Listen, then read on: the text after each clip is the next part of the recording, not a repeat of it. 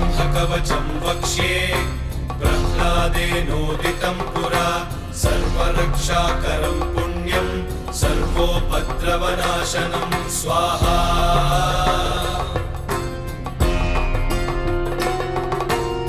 सर्वसम्पत्करं चैव स्वर्गमोक्षप्रदायकं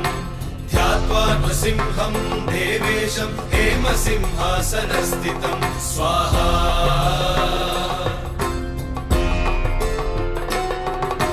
विवृत्तास्यं त्रिनयनं शरदिन्दुसमप्रभं लक्ष्म्यालिङ्गितवामाङ्गं विभूतिविरूपाश्रितं स्वाहा